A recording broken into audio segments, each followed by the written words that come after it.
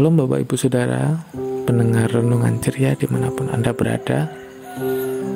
Salam sejahtera bagi kita semua. Perenungan kita pada hari ini terambil dari Lukas 11 ayat yang ke-27 sampai yang ke-28. Lukas 11 ayat 27 sampai yang ke-28. Ketika Yesus masih berbicara, berserulah seorang perempuan di antara orang banyak dan berkata kepadanya, "Berbahagialah ibu yang telah mengandung engkau dan susu yang telah menyusui engkau." Tetapi ia menjawab, "Yang berbahagia ialah mereka yang mendengarkan firman Allah dan memeliharanya." Demikian firman Tuhan yang akan kita renungkan pada hari ini. Tema renungan kita adalah tentang mendengar dan memelihara firman Allah. Seseorang berbahagia bukan karena hanya mereka bisa memenuhi kebutuhan jasmani mereka, seperti makan, pakaian, tempat tinggal, atau mungkin jodoh. Tetapi setiap orang juga berhak untuk bahagia secara rohani. Kebahagiaan rohani adalah kebahagiaan yang datang dari hati yang selalu bersyukur dan penuh sukacita, walaupun dirundung banyak duka cita. Saat duka cita turun seperti hujan di siang hari, kita sering lupa cara untuk menghibur diri atau mencari ketenangan di bawah derasnya air hujan yang datang bersama petir yang menggelegar. Sering kita mengandalkan pikiran dan kekuatan kita sendiri untuk berjalan di tengah badai dan angin ribut. Kita merasa sanggup melewatinya sendiri tanpa perlu sanggahan atau bantuan orang lain. Saat itulah kita terjatuh dan tidak tahu atau tidak mau bangkit dari kedukaan yang dalam.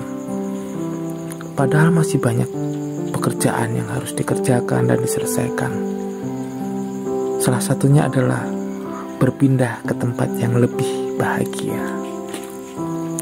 Saat duka itu datang, ingatkah kita akan kasih Tuhan yang terus hidup walaupun tertiup angin, yang terus bersinar dan berjuang untuk menyelamatkan kita dari kehancuran. Lukas 11 ayat yang ke-28, ketika Yesus berkata, "Yang berbahagia ialah mereka yang mendengarkan firman Allah dan yang memeliharanya." Yesus mengajarkan kita untuk selalu mengandalkan Tuhan dalam segala perkara kehidupan yang ada. Dengan setia membaca firman Tuhan setiap hari, hal tersebut akan membuat kita semakin dekat dengannya, mengenal pribadinya yang tampak jauh. Tuhan memang tampak jauh dari mata, tetapi sebenarnya Dia sangat dekat di hati kita. Dia tidak akan mati, dan Dia tidak akan menunggarkan posisi kita di hatinya, karena kita sangat berarti untuknya. Kebahagiaan yang seimbang adalah kebahagiaan yang bisa dirasakan secara jasmani maupun rohani. Hidup ini akan terasa percuma jika jasmani saja yang diperjuangkan. Menjadi hamba Tuhan itu tidak semudah seperti namanya. Namun menjadi hamba Tuhan yang setia juga bisa menjamin kebahagiaan kita di masa depan. Bersama Tuhan ada kekuatan yang baru, semangat yang baru, dan beroleh hidup yang baru seakan terlahir kembali. Orang yang melaksanakan firman Tuhan, dia adalah anak-anak Allah yang taat, yang mau mengembangkan hidupnya serta imannya di dalam Tuhan. Lalu bagaimana dengan kita? Apakah kita sudah menjalankan perintah Tuhan, mencari kebahagiaan kekal di dekat Tuhan, yang sebenarnya selalu berada di sekitar kehidupan kita?